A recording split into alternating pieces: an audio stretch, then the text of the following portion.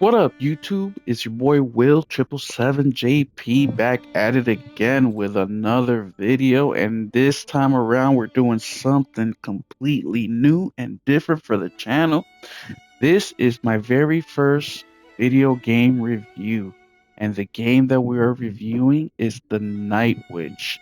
Now, The Night Witch was a good game. I really enjoyed it. It took me by surprise. I bought this game over a year ago on sale on Amazon. I paid 14.99, $15 for it.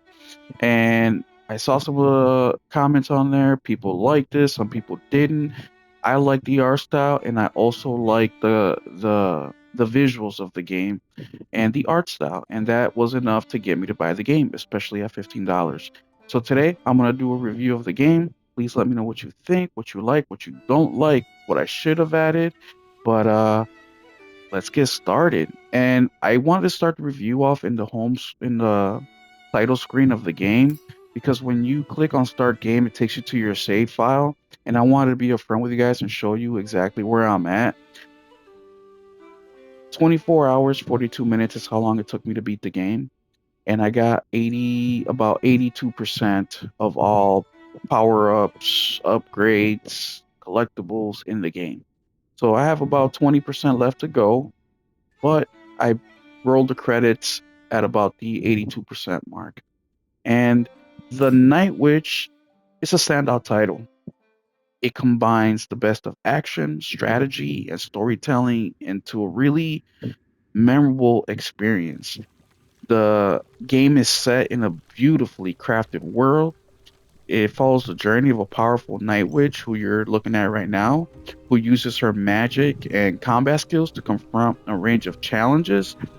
The game shines with its dynamic gameplay and seamless blending spellcasting with fast-paced combat. Now that is big right there, the fast-paced combat. If you are not paying attention in this game, you will have a hard time. But you know that if you play bullet hell games before. The art style, which I spoke about in the beginning, I just really love. I love this kind of art style. It's more known in indie titles, but this is what really grabbed my attention in the beginning when I made the decision to buy the game, basically. The the combat or each battle, right, requires both strategy, or let me rephrase that. It requires both strategic thinking and quick reflexes. It keeps you engaged and it keeps you on your toes. The art style is another highlight, which I spoke about a little bit. It is vivid and it's charming. It brings the world and its characters to life with a unique flair. The story is rich and engaging.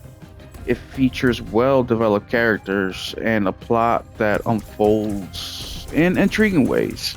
Now, some people may consider the plot to be a little bit basic, but I think that the plot is very serviceable and it really throws you through a loop. When you first start off the game, you think that you're going one way and you quickly realize that you're going the complete opposite. The voice acting and music enhances the immersive experience. I mean, it really does a great job in kicking it up a notch. It creates an atmosphere that is enchanting and thrilling. I mean, I couldn't think of a better word to describe that. Um, Now, just to go a little bit of some of the negatives of the game. Now, difficulty balance. I mean, some players will find the difficulty curve to be uneven with certain segments and feeling overly challenging or frustrating. And I am one of these people because I some of the boss fights took me a couple hours. And that's why I am at the 24-hour mark in completing this game.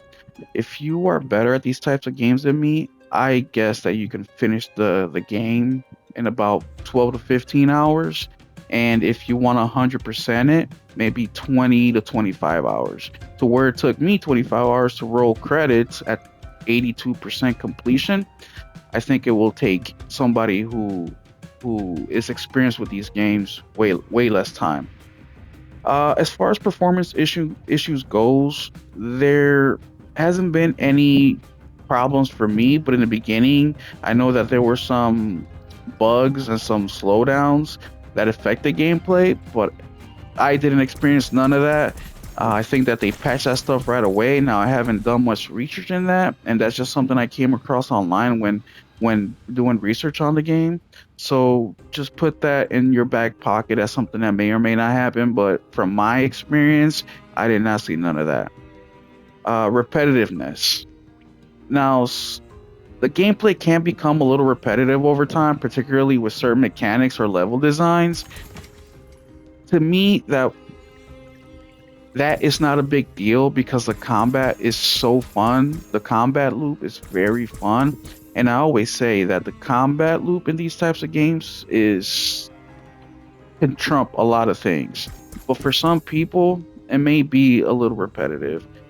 Controls, there are some issues with the control scheme or responsiveness, which can detract from the overall experience. I did notice at times when you're trying to do your spells, which are on the bottom right hand side, the square, triangle, and circle. Now, right now, the square and circle are poisoned, so I can't use them.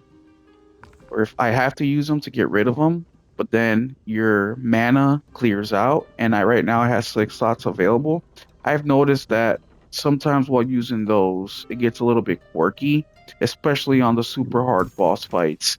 But that could have just been me not being good at this game. But if you are the type of player that avoids these types of games because of difficulty per se, I would completely ignore that because this game is very easy to learn and it is not as difficult as you may think.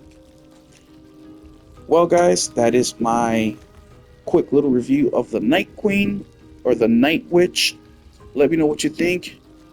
Do you like the review? Do you not? Are you interested in the game? Did you get some information that will help you make a decision? Hit that like and subscribe. Keep it gaming.